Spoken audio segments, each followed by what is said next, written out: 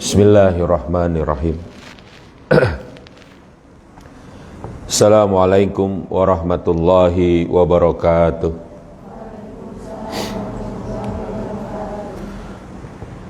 Alhamdulillah nahmaduhu wa nasta'inuhu wa nastaghfiruh wa na'udzu billahi min shururi anfusina wa min sayyiati a'malina. May yahdihillahu fala mudilla lahu wa may yudlilhu fala hadiyalah. Asyhadu an la ilaha illallah wahdahu la syarikalah wa asyhadu anna Muhammadan abduhu wa rasuluhu la nabiyya ba'da. Allahumma shalli ala sayidina Muhammad wa ala ali sayidina Muhammad. Rabbi shrah li sadri wa yassir li amri wa hlul 'uqdatam min lisani yafqahu qawli. Subhanaka la ilma lana illa ma 'allamtana innaka antal alimul hakim. Amma ba'du. Alhamdulillah, segala puji hanya bagi Allah. Salawat serta salam semoga selalu tercurah kepada junjungan kita Nabi Muhammad sallallahu alaihi wasallam serta keluarganya, sahabatnya dan juga para pengikutnya yang setia dengan ajarannya hingga akhir zaman. Anak-anakku sekalian dan para asatidzah yang dirahmati Allah, kita lanjutkan kembali kajian kita tentang hikmah-hikmah bertutur, buah tulisan dari Al-Ustadz Arif B. Iskandar. Kita masuk kepada bab ke-6 tentang keagungan Islam dan kemuliaan kaum muslimin. Ini kita bahas tentang yang pertama ini adalah meraih izzah, meraih kemuliaan. Ya. Sejarah Islam telah mencatat dengan tinta emas arti sebuah persatuan atau wihdah dan persaudaraan atau ukhuwah. Ketika Rasulullah SAW dan para sahabat berhijrah dari Mekah ke Madinah, yang pertama kali beliau lakukan selain membangun masjid adalah mempertautkan tali persaudaraan antara Muhajirin dan Ansor. Abdurrahman bin Auf, sahabat dari Muhajirin misalnya, dipersaudarakan dengan Sa'ad bin Rabi dari kalangan Ansor. Abdurrahman bin Auf dikenal sebagai saudagar yang kaya raya. Hanya saja saat berhijrah ia tidak memiliki apa-apa karena semua kekayaan dan barang dagangannya ia tinggalkan di Mekah.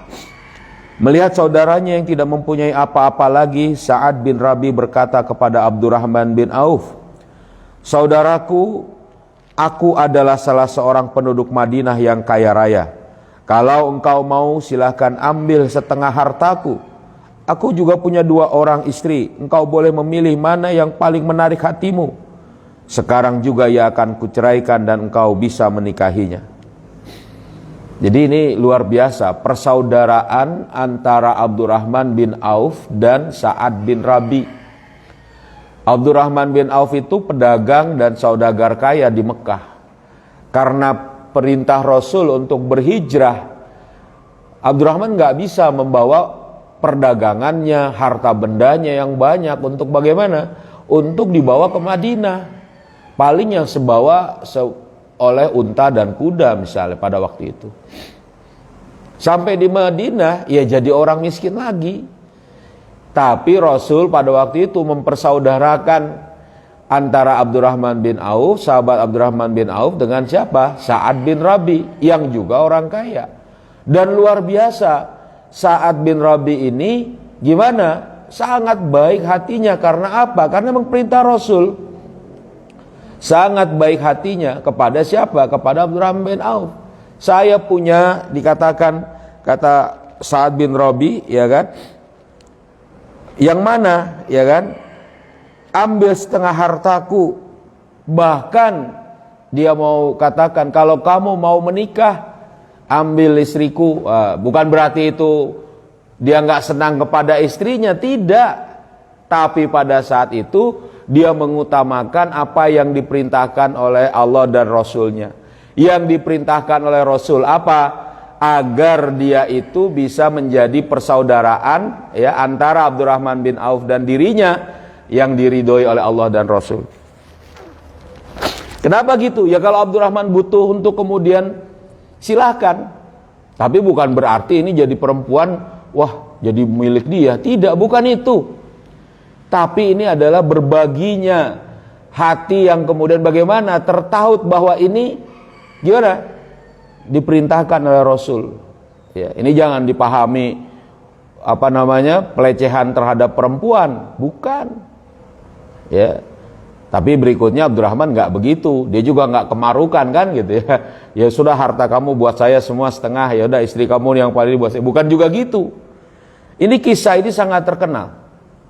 Abdurrahman bin Auf cuma bilang ya sudah cukup, tunjukkan saja di mana pasar saya mau berdagang. Jadi Abdurrahman bin Auf akhirnya berdagang di pasar Madinah.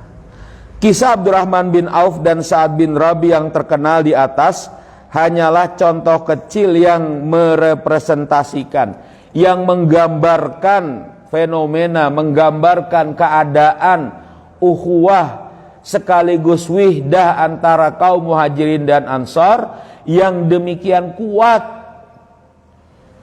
Apakah Sa'ad bin Rabi tidak cinta kepada hartanya? Cinta dia. Apakah kita udah belajar ya, Garizatul Baqa, nalurinya sama. Walaupun dia orang beriman, dia senang sama harta, senang juga.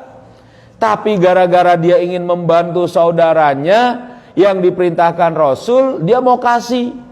Termasuk dia pun cinta kepada istrinya, cinta. Tapi karena ingin membantu saudaranya, daripada mungkin saudaranya itu tergores atau misalnya tercederai kemuliaannya, silahkan menikah ketimbang kamu susah di sini, gitu.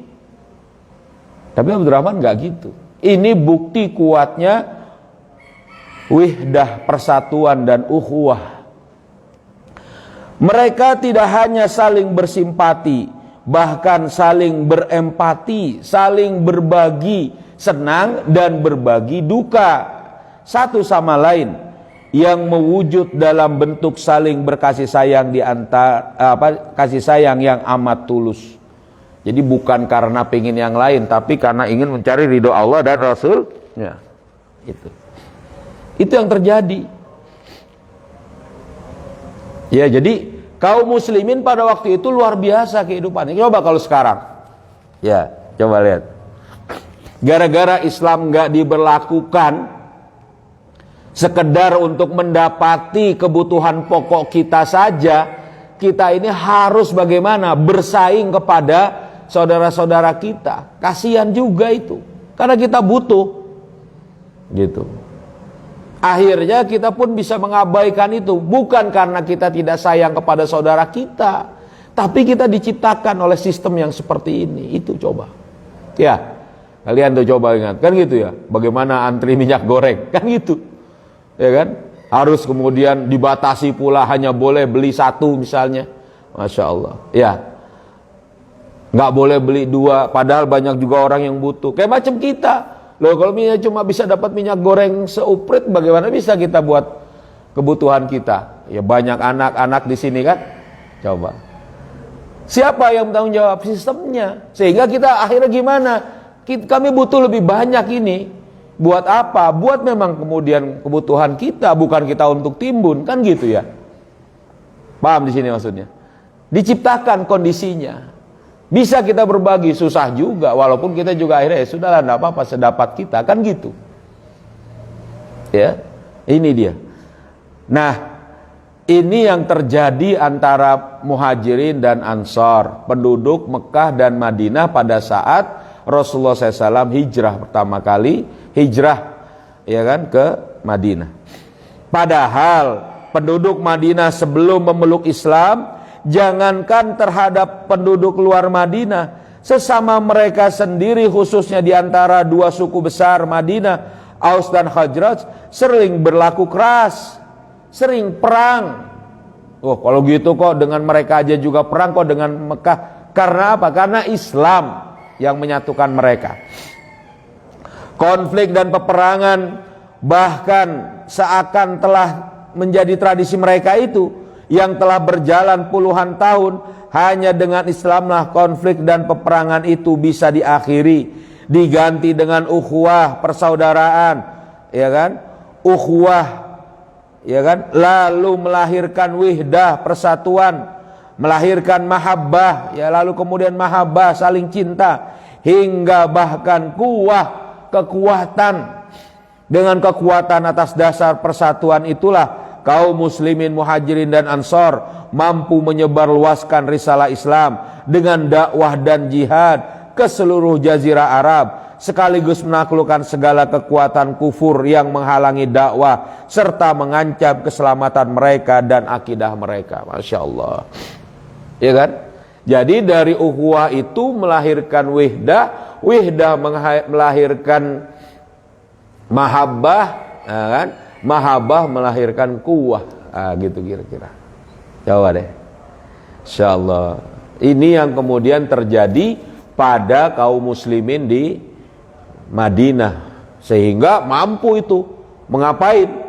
Menaklukkan, membuka pintu-pintu dakwah di negeri-negeri yang luas pada waktu itu. Nah, sesaat setelah baginda Nabi SAW wafat, jadi setelah Rasulullah SAW, ya kan, berhasil dalam dakwahnya, dimenangkan oleh Allah, turunlah surat Idza jaa nasrullahi wal fath. Pada saat itu datang kemenangan dari Allah, berbondong-bondong orang masuk Islam, dan kemudian Rasulullah SAW kembali ke hariban Allah.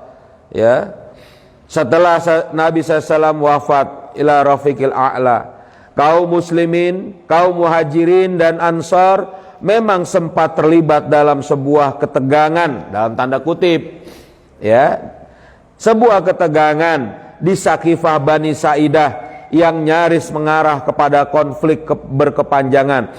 Ketegangan terjadi terkait dengan siapa yang layak menjadi pemimpin atau imam atau khalifah pengganti Rasulullah SAW. Apakah dari kaum muhajirin dan ansar? Masing-masing mengklaim yang paling berhak memimpin adalah dari kelompok mereka. Jadi siapa yang melanjutkan kepemimpinan? Ingat nih, bukan kenabian, ya. Jadi Rasulullah SAW itu bukan digantikan kenabiannya, karena Nabi Muhammad itu Nabi terakhir. Ingat nih, saat Rasulullah SAW, Nabi Muhammad SAW itu bagaimana? Memimpin umat Islam dengan risalah dari Allah, dengan wahyu dari Allah, sebagai tugas kenabian, memahamkan Islam, ya kan? Kemudian juga memasukkan manusia ke dalam apa? Seluruh tungku Islam, ya kan? Melebur mereka dari kekufuran menjadi keimanan. Itu adalah tugas-tugas kenabian, yang tugas kenabian itu pun ada perintah kepada Rasulullah menjadi pemimpin. Ya, nah, ini yang dilakukan Rasulullah saat meminta kepemimpinan kepada Aus dan Khazraj pada apa? Baiat Aqobah. Baiat Aqobah pertama dan Aqobah kedua. Terutama Baiat Aqobah kedua. Sebelumnya Rasul pun meminta kepemimpinan kepada Bani Sa'sa'ah, kepada Bani Amir dan beberapa kabilah-kabilah di sekitar Madinah, sekitar Mekah. Mereka menolak.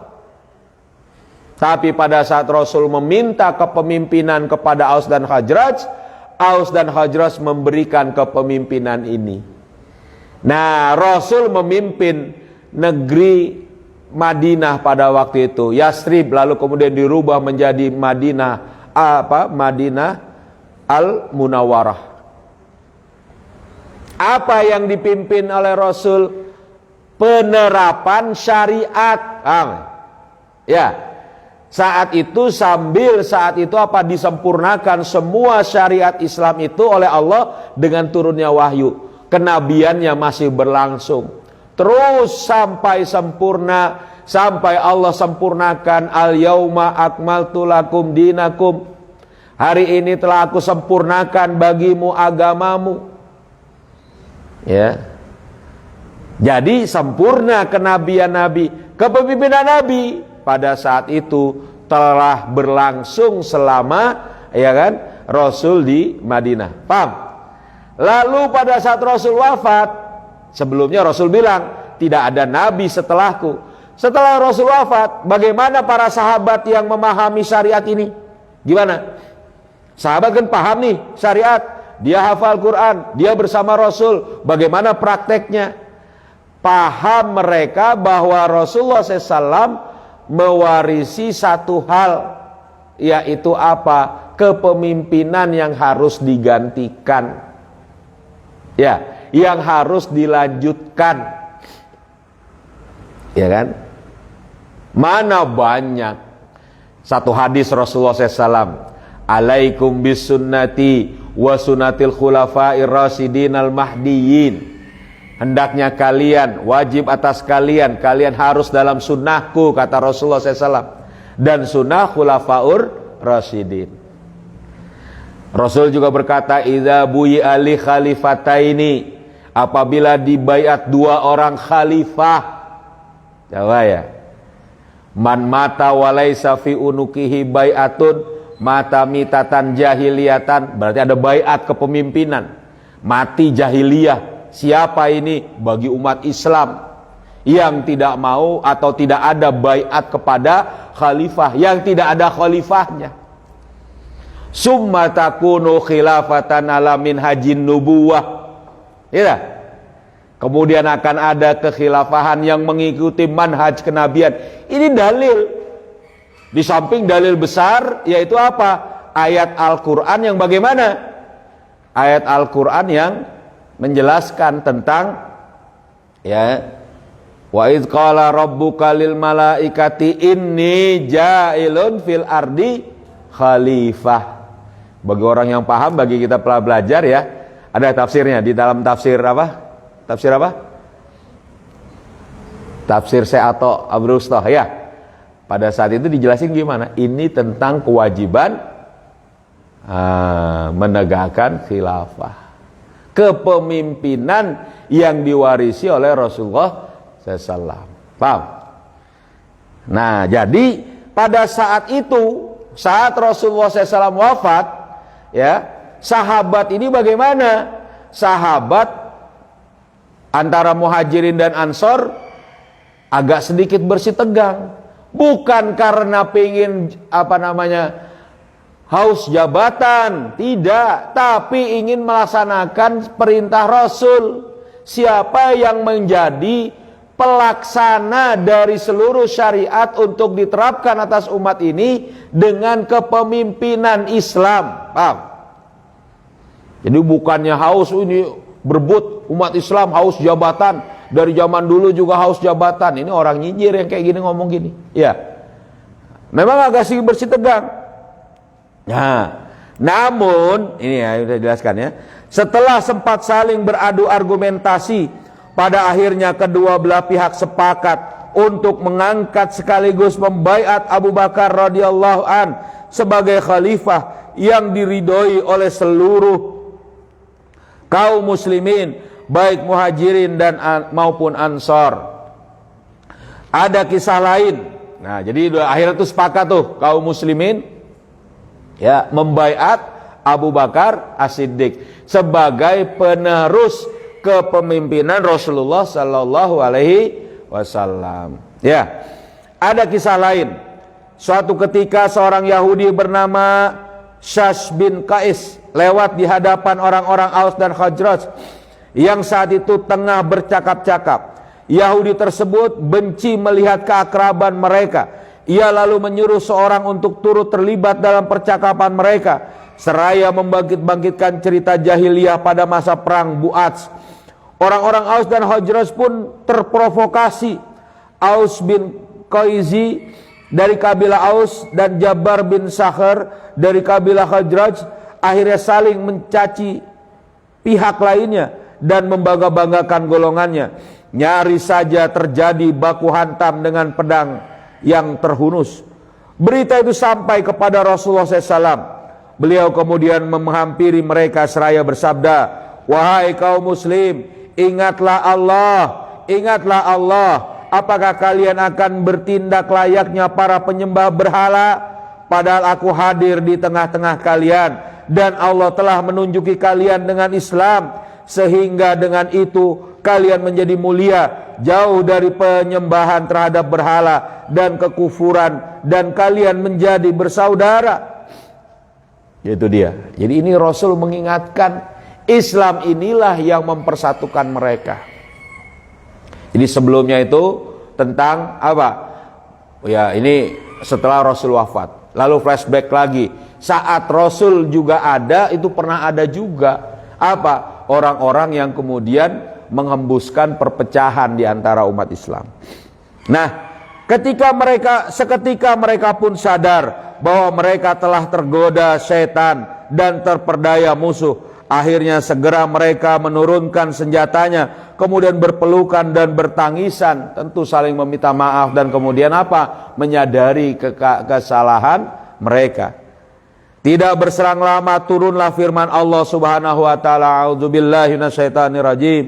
Wa'tasimu bihablillahi jami'an wa la tafarraqu. Berpegang teguhlah kalian semuanya pada tali agama Allah dan janganlah kalian berpecah belah. Quran surat Ali Imran ayat 103. Insyaallah. Ya. Ini terjadi pada masa Rasul memimpin. Turun lagi itu wahyu. Nah, jadi ini yang terjadi di tengah atau yang berlangsung pada masa sahabat dahulu. Bersatu umat Islam ini dengan kemuliaan. Nah, kita bahas di sini sedikit terkait frasa tali Allah, hablullah dalam ayat di atas. Abu Sa'id Al-Khudri menyatakan bahwa Rasulullah SAW pernah bersabda yang artinya kitabullah adalah tali Allah yang memanjang dari langit hingga bumi. Hadis riwayat Imam At-Tirmizi. Nah, ya. Adapun frasa jangan terpecah belah, maksudnya jangan berselisih dalam agama sebagaimana yang terjadi di kalangan kaum Yahudi dan Nasrani dalam agama mereka.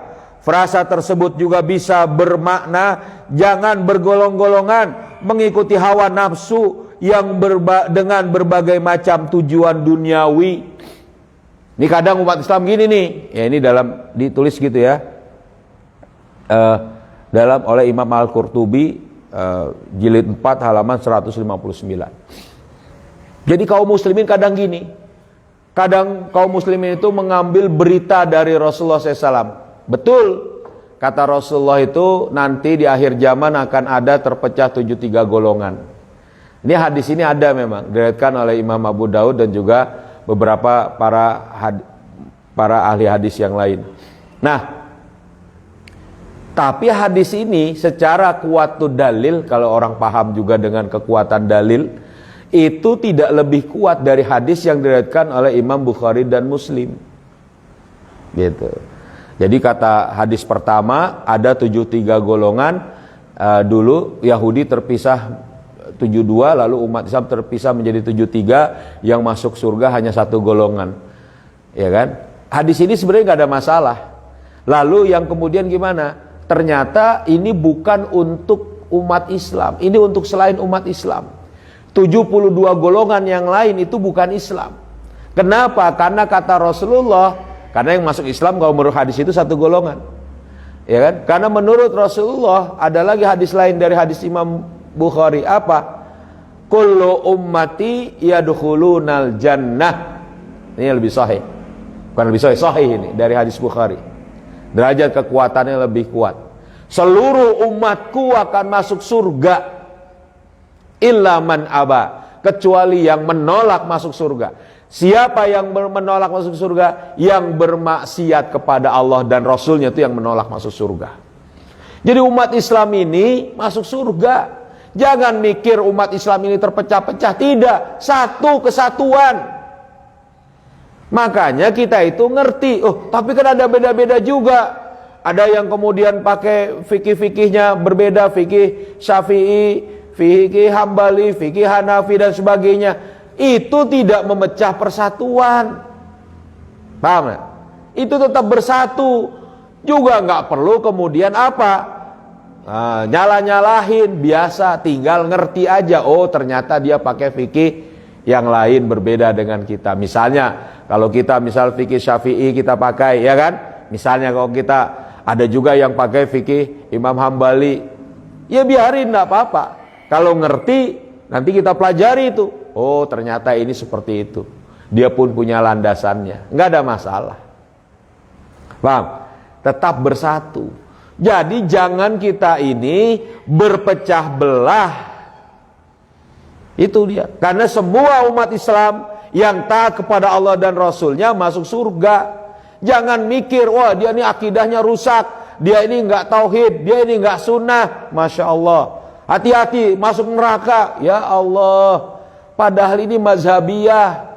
Bahkan kalau kita telusuri, orang yang kemudian berbicara seperti itu apa? Sponsornya itu orang kafir.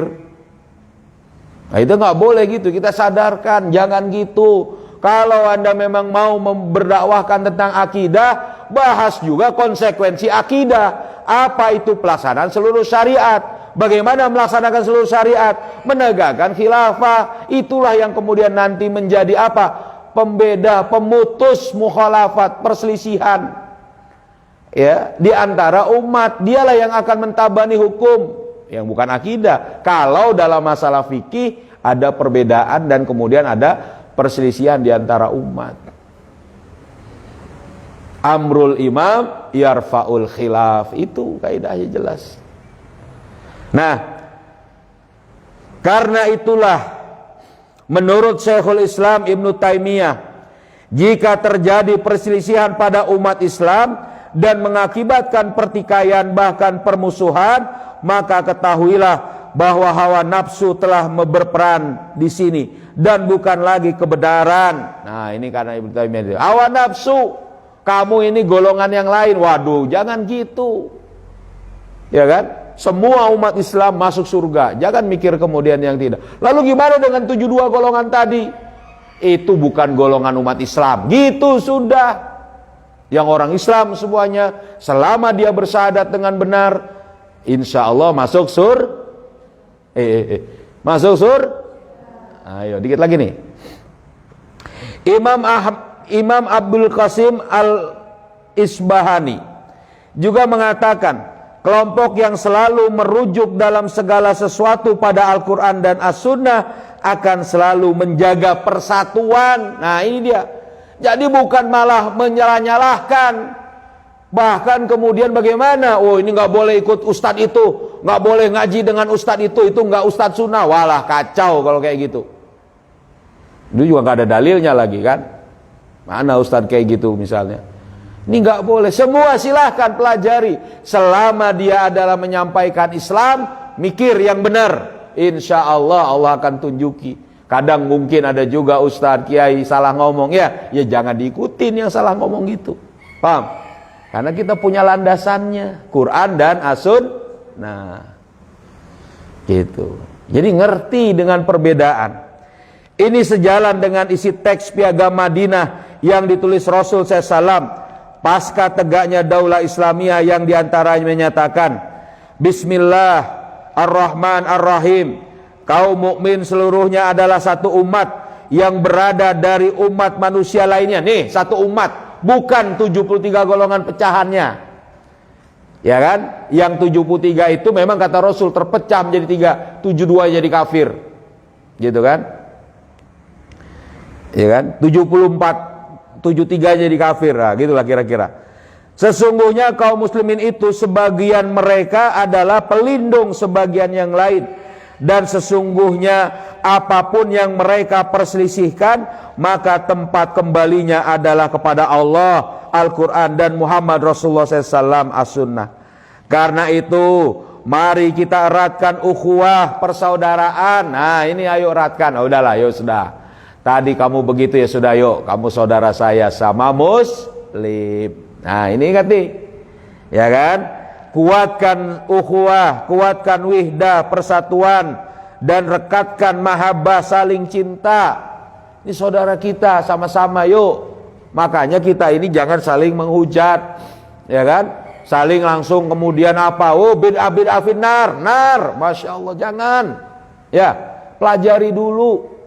Jangan-jangan ini yang kita pelajari ini adalah mazhabiyah. fikiyah, ya kemudian furu'iyah, ini juga jangan begitu, ya.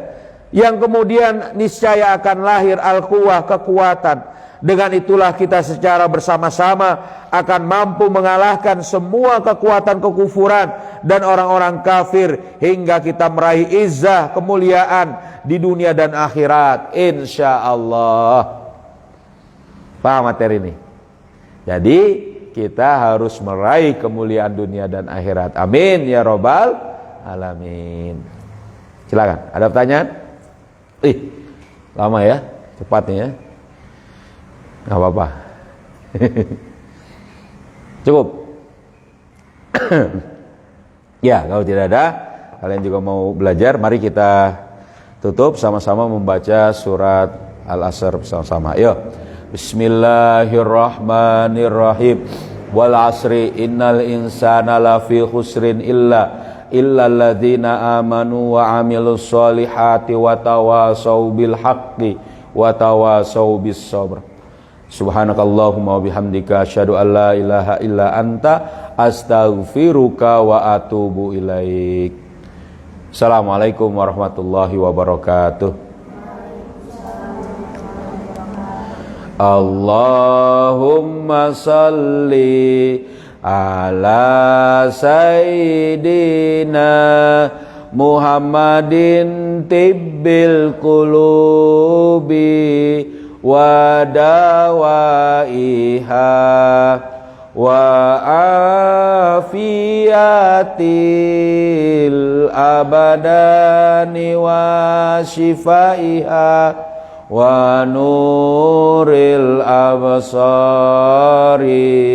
wa diyaiha wa ala alihi wa bihi wasallim. Allahumma salli ala sayyidina Muhammadin tibbil qulubi wa dawaiha wal afiyatil abadani wa shifaiha wa nuril absari wa diyaiha wa ala alihi wa sahbihi wa sallim. Allahumma salli ala sayyidina Muhammadin tibbil qulubi wa dawaiha wal afiyatil abadani wa shifaiha wa nuril absari wa diyaiha wa ala alihi wa sahbihi wa sallim.